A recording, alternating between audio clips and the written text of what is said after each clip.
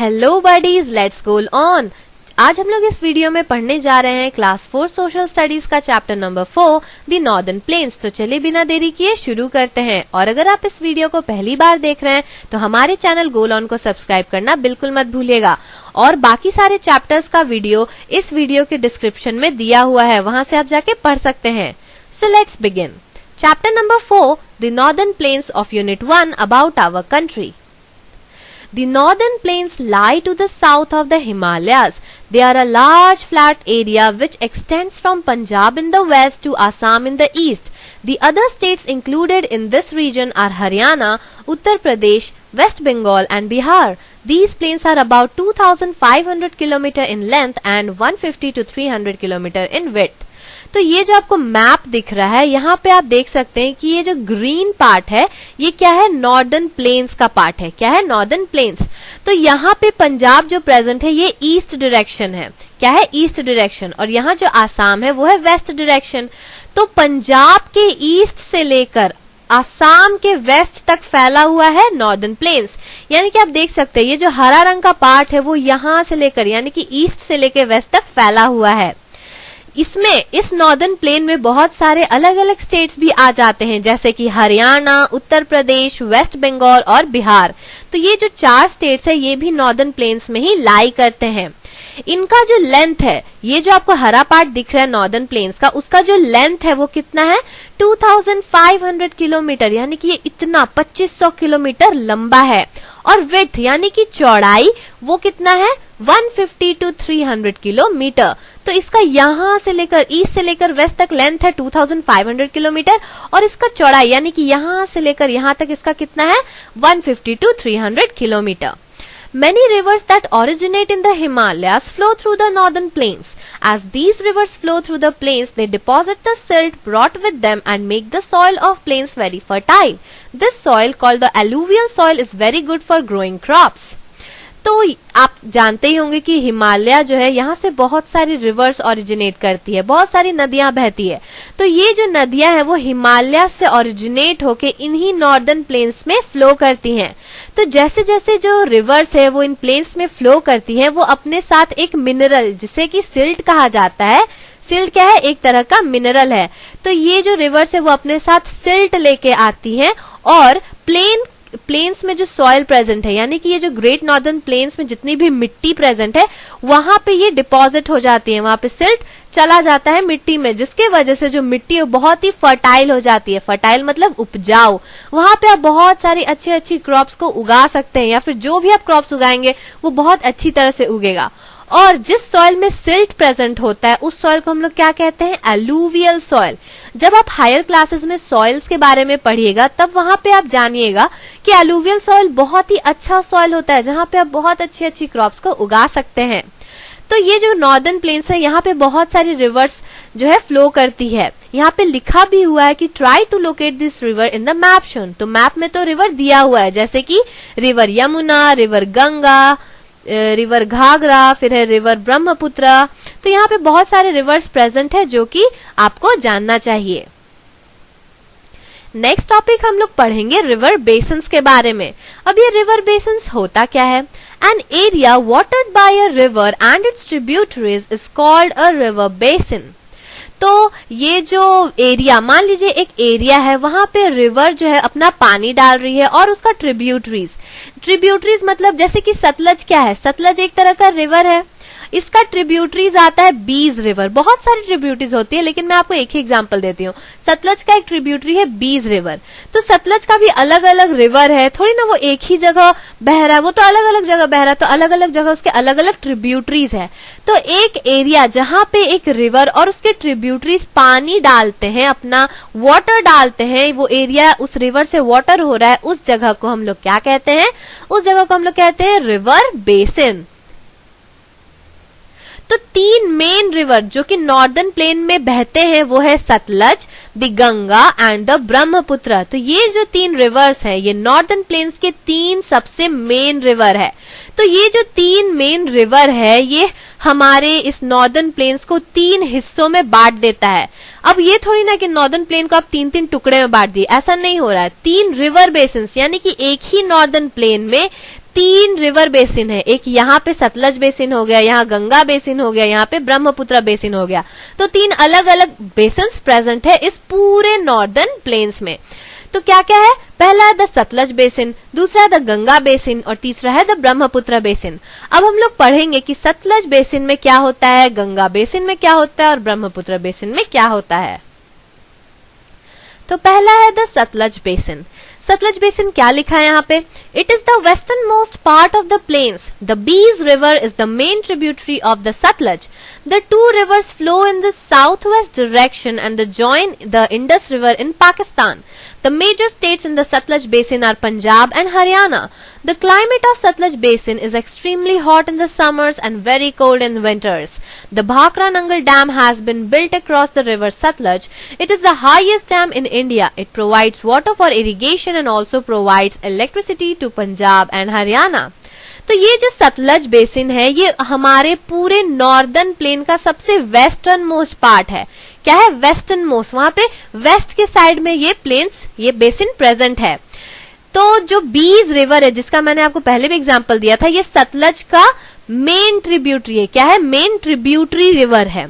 तो ये जो दो रिवर है ये साउथ वेस्ट डायरेक्शन में फ्लो करती है, यानी कि साउथ वेस्ट डायरेक्शन में बहते हुए जाती है और वहां पे जो इंडस रिवर होता है उनमें मिल जाती है, जो कि पाकिस्तान में प्रेजेंट है। कहाँ है, पाकिस्तान में। तो सतलज बेसिन जिस जगह पे है, जैसा कि मैंने आपको बताया कि नॉर्दर्न प्लेन्स तीन रिवर बेसिन में बटा है, सतलज बेसिन, गंगा बेसिन और ब्रह्मपुत्र बेसिन। तो सतलज बेसिन में जो मेन स्टेट्स आती हैं वो है पंजाब और Haryana.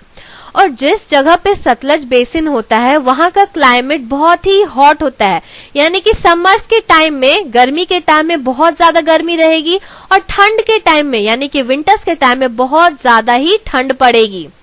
The Bhakra Nangal Dam has been built across the river Satluj. अब इतना सारा रिवर है तो आप उससे चल के तो नहीं जा सकते, तो उसके ऊपर क्या बनाया गया, द भाखरा नंगल डैम। यहाँ पे आप पिक्चर भी देख सकते हैं कि ये रिवर है सतलज, इसके ऊपर डैम बनाया गया है, इसे भाखरा नंगल डैम कहा जाता है। और ये बहुत इंटरेस्टिंग बात है कि जो भाखरा नंगल डैम है ये पूरे नॉर्दर्न प्लेन्स में नहीं, पूरे इंडिया में सबसे हाईएस्ट डैम है, सबसे ऊंचा डैम है। ये जो डैम है यहाँ से जो पानी निकलता है वो इरिगेशन में काम आता है। इरिगेशन मतलब आप जो क्रॉप्स उगाए हैं, जो भी चीजें उगाए हैं उसे पानी डालने में, आप कुछ भी उगाते हैं तो उसमें तो पानी डालते ही होंगे, तो उसे ही इरिगेशन कहा जाता है। तो डैम से पानी लेके इरिगेट किया जाता है और पंजाब और हरियाणा में इस डैम से, यानी कि डैम में जो पानी प्रेजेंट है उसकी मदद से इलेक्ट्रिसिटी यानी कि बिजली भी प्रोवाइड की जाती है। आप हायर क्लासेस में जब जाइएगा तो आपको पता चलेगा कि पानी से इलेक्ट्रिसिटी कैसे बनाया जाता है, लेकिन अभी आप इतना जान लीजिए कि जो ये सतलज बेसिन का जो पानी है ये पानी इरिगेशन में काम आता है और पंजाब हरियाणा में बिजली सप्लाई करने का भी काम आता है। नेक्स्ट हम लोग पढ़ेंगे गंगा बेसिन के बारे में। The Ganga basin is the central part of the plains. The Ganga, the main river, originates at Bhagirathi from the Gangotri glacier. As it flows down the slopes of the Himalayan mountains, it is joined by Alaknanda and Mandakini rivers at Devaprayag. These three rivers form the mighty Ganga. The Ganga enters the plains at Haridwar. The Yamuna is the main tributary of the Ganga. It joins the Yamuna at Allahabad, and this place where the Ganga and Yamuna meet is called Sangam. The Ganga joins the Himalayan rivers like Gomti, Ghagra and Kosi as it flows eastwards. Rivers Son, Betwa, Chambal and Sindh join it from the south. The Ganga flows through Uttarakhand, Uttar Pradesh, Bihar, and when it reaches West Bengal, it divides into two branches, the Hooghly and the Padma. The Hooghly flows through Kolkata and the Padma flows through Bangladesh, and they join the Brahmaputra river before entering the Bay of Bengal. At the mouth of the Bay of Bengal, the Ganga along with Brahmaputra forms the largest delta in the world called the Sundarbans. तो यहाँ पे पूरा में आपको क्या पता चल रहा है कि जो गंगा बेसिन है वो सेंट्रल पार्ट है, जितना बड़ा प्लेन है नॉर्दर्न प्लेन्स है उसका जो बीच वाला हिस्सा है यहाँ पे गंगा बेसिन प्रेजेंट है। गंगा जो कि एक मेन रिवर है वो गंगोत्री ग्लेशियर के भागीरथी से ओरिजिनेट करता है। आपने ग्लेशियर्स के बारे में तो पढ़ा ही होगा। तो ये जो गंगा जो रिवर है ये गंगोत्री ग्लेशियर्स के भागीरथी से ओरिजिनेट होता है। जैसे जैसे ये हिमालयन माउंटेन्स के स्लोप से यानी कि हिमालयन माउंटेन की ऊंचाई से नीचे नीचे बहते हुए आता है, ये देवप्रयाग एक जगह का नाम है जहां पे वो अलकनंदा और मंदाकिनी रिवर्स में मिल जाता है। It is joined by Alaknanda and Mandakini river. ये जो 3 रिवर है जो कि मिल गई हैं, है अलकनंदा, मंदाकिनी और गंगा, ये सब हरिद्वार में जाके एंटर करती है। यानी कि देवप्रयाग में गंगा रिवर जो है वो अलकनंदा और मंदाकिनी रिवर में जुड़ गया, और जब जुड़ने के बाद ये फिर हरिद्वार जाता है उसके प्लेन्स में एंटर करने के लिए। The Yamuna which is the main tributary of the Ganga, जैसे कि सतलज का ट्रिब्यूटरी मेन क्या था, बीज रिवर, उसी तरह गंगा का मेन ट्रिब्यूटरी रिवर है यमुना। तो गंगा जो है ये यमुना में मिल जाता है, कहाँ पे, इलाहाबाद में। तो जिस जगह पे गंगा रिवर और यमुना रिवर मीट करता है, मिलता है, उस जगह को हम लोग संगम कहते हैं। ये बहुत इंपॉर्टेंट वर्ड है, इसे याद कर लीजिएगा। संगम क्या है, जिस जगह पे यानी कि इलाहाबाद में जहाँ पे गंगा नदी और यमुना नदी मिलती है, जुड़ती है, उस जगह को संगम कहा जाता है। उसके बाद जुड़ने के बाद जो गंगा रिवर है ये फिर हिमालयन रिवर्स, हिमालय से जो और रिवर्स निकल रही हैं जैसे कि गोमती, घाघरा, कोसी, ये उनमें भी मिल जाती है जैसे जैसे ये ईस्ट डायरेक्शन में बहती है। तो यमुना से मिलने के बाद जैसे गंगा ईस्ट डायरेक्शन में बहती रहती है तो हिमालयन रिवर्स जैसे कि गोमती, घाघरा और कोसी में मिल जाती है। उसके बाद साउथ के तरफ जो रिवर्स प्रेजेंट है जैसे कि रिवर सोन, बेटवा, चंबल और सिंध, ये फिर गंगा रिवर को साउथ के साइड से ज्वाइन करती है यानी कि साउथ में मिलती है। फिर ये जो गंगा है ये बहुत सारे स्टेट्स में बहती है जैसे कि उत्तराखंड, उत्तर प्रदेश, बिहार। तो ऐसा भी कहा जा सकता है कि गंगा बेसिन में जो जो स्टेट्स प्रेजेंट है वो है उत्तराखंड, उत्तर प्रदेश और बिहार। और जैसे ही ये जो पूरा गंगा बेसिन जिन जिन रिवर से मिला है, ये बहते बहते जैसे ही वेस्ट बंगाल पहुंचती है, ये फिर 2 ब्रांचेस में बढ़ जाती है यानी कि 2 तरफ चल जाती है। पहला है द हुगली रिवर और दूसरा है पद्मा रिवर। आपने हुगली का तो नाम सुना ही होगा। ये जो हुगली रिवर है ये कोलकाता की तरफ से बहती है और जो पद्मा रिवर है ये बांग्लादेश की तरफ से बहती है। तो ये वेस्ट बंगाल में आते ही 2 ब्रांचेस में बढ़ जाती है, पहला है हुगली, दूसरा है पद्मा। हुगली जो है वो कोलकाता से बहती हुई जाती है और पद्मा जो है वो बांग्लादेश से बहती हुई जाती है। उसके बाद बहते बहते ये जो रिवर है ये ब्रह्मपुत्र रिवर में एंटर कर जाती है यानी कि हुगली रिवर, पद्मा रिवर दोनों अलग अलग रास्ता से जा रही है, फिर आके उसे ब्रह्मपुत्र रिवर में मिलना रहता है। वो ब्रह्मपुत्र रिवर में मिलती है, उसके बाद आखिर में वो लोग बे ऑफ बंगाल में मिल जाती है। तो आपने देखा कि कैसे कैसे गंगा रिवर बहते बहते बहते बहते बे ऑफ बंगाल में पहुंच गई। और जैसी बे ऑफ बंगाल का जो माउथ है, जिस जगह से वो लोग एंटर करते हैं, the Ganga along with Brahmaputra forms the largest delta in the world. तो मान लीजिए कि ये बे ऑफ बंगाल का रिवर है, ठीक है, और यहाँ से आ रही है गंगा रिवर, यहाँ से आ रही है ब्रह्मपुत्र रिवर। तो जिस पॉइंट पे ये दोनों मिल रही है, जिस पॉइंट पे यहाँ से घुसने वाली है, तो इस पॉइंट को हम लोग कहते हैं सुंदरबन। और सुंदरबन क्या है, पूरे दुनिया का सबसे बड़ा delta, the largest delta in the world. Okay, तो इसमें हम फिर से आपको बता देते हैं। मान लीजिए ये गंगा है, ठीक है, वो मेन रिवर है जो कि गंगोत्री ग्लेशियर से निकलती है। ये आते आते बहते बहते हिमालयन माउंटेन से मिलती है, अलकनंदा और मंदाकिनी से।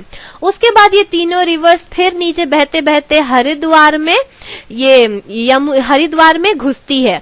उसके बाद इलाहाबाद में जो यमुना रिवर है उसमें मिलती है। उसके बाद जहां पे ये मिलती है उस जगह को संगम कहा जाता है। फिर हिमालयन रिवर्स गोमती, घाघरा, कोसी में जाके मिलती है ईस्ट डायरेक्शन में। फिर साउथ से रिवर सोन, बेटवा, चंबल और सिंध जो है वो साउथ में मिलती है। उसके बाद बहते बहते ये लोग कहाँ पहुंचते हैं, वेस्ट बंगाल में। वेस्ट बंगाल से 2 हिस्सों में बढ़ जाती है, हुगली और पद्मा। इस तरह से वो लोग बढ़ते बढ़ते फिर ब्रह्मपुत्र में मिलती है और लास्टली बे ऑफ बंगाल में मिल जाती है। इसे बहुत अच्छे से याद कर लीजिएगा क्योंकि ये एग्जाम में पूछा जाएगा। थर्ड हम लोग पढ़ेंगे जो कि लास्ट बेसिन भी है, the Brahmaputra basin. The Brahmaputra originates in Tibet where it is known as river Sangpo. It flows eastwards parallel to the Himalayas and enters India in Arunachal Pradesh. It also flows through Assam and then enters Bangladesh where it is known by the name Jamuna. तो ये जो ब्रह्मपुत्र जो है ये originate India से नहीं करती है, तिब्बत एक जगह का नाम है, वहां से ब्रह्मपुत्र ओरिजिनेट करती है, जिससे कि वहां के लोग रिवर सांगपो कहते हैं। क्या कहते हैं? रिवर सांगपो। यहाँ पे शुरू जरूर टी से हुआ, लेकिन TSANGPO में टी जो है ये साइलेंट रहता है, इसको सांगपो ही कहा जाता है। तो ये जो रिवर ब्रह्मपुत्र है या फिर कह लीजिए रिवर सांगपो, ये ईस्ट डायरेक्शन से बहते बहते आती हैं हिमालयस के पैरेलल में। यहाँ हिमालयस है, यहाँ से ब्रह्मपुत्र आ रही है, तो वो पैरेलल आती है और अरुणाचल प्रदेश में एंटर करती है इंडिया में। अरुणाचल प्रदेश एक स्टेट का नाम है, वहीं से वो एंटर करती है इंडिया में। फिर वो बहते बहते आसाम में पहुंचती है, उसके बाद आसाम के बाद वो बांग्लादेश में एंटर करती है, और बांग्लादेश में जिस जगह ये एंटर करती है वहां के लोग ब्रह्मपुत्र को क्या कहते हैं? जमुना। तो ये जो आप पिक्चर देख रहे हैं ये ब्रह्मपुत्र बेसिन का पिक्चर है। नेक्स्ट टॉपिक हम लोग पढ़ेंगे Ganga action plan. Many cities have developed in the northern plains. A number of industries have come up along the banks of the rivers. The waste products from the factories is released into these rivers, making the river water dirty. The government is doing its best to clean up the rivers and keep them free from pollution. The Ganga Action Plan is one such program started by the government to clean the water of the holy Ganga, which is highly polluted. तो Ganga action plan में कहा क्या जा रहा है कि northern plains, जिस part में नॉर्दर्न प्लेन्स प्रेजेंट है वहां पे बहुत सारी सिटीज डेवलप हो गई हैं, और जैसे सिटीज डेवलप होती गई हैं बहुत सारे इंडस्ट्रीज जो हैं वो भी बनते जा रहे हैं रिवर्स के बैंक्स पे। अब इंडस्ट्रीज बनी है तो वहां फैक्ट्रीज भी होंगी, तो फैक्ट्री से जो वेस्ट प्रोडक्ट निकलता है या फिर आप कह लीजिए जो कचरा निकलता है, गंदा पानी निकलता है, ये सब इन्हीं रिवर्स यानी कि गंगा, ब्रह्मपुत्र, सतलज, जितने भी रिवर्स हैं उनमें जाके उन्हें छोड़ दिया जाता है, रिलीज कर दिया जाता है। तो उससे क्या होता है? रिवर का पानी गंदा हो जाता है। मान लीजिए आप एक बाल्टी पानी लिए, उसमें ऊपर से आप गंदा पानी डाल दीजिए तो पूरा पानी गंदा हो जाता है। तो उसी तरह से जो फैक्ट्री से जो गंदा पानी निकलता है, कचरा निकलता है, वो जो जब रिवर में जाता है तो उससे रिवर का पानी गंदा हो जाता है। तो इसको कंट्रोल करने के लिए और रिवर्स को यानी नदियों को साफ करने के लिए, पोल्यूशन से फ्री रखने के लिए गवर्नमेंट अपना बेस्ट दे रही है। बहुत उन्होंने कोशिश किया है ताकि इन रिवर्स को साफ रखा जा सके, पोल्यूशन नहीं होने दिया जा सके।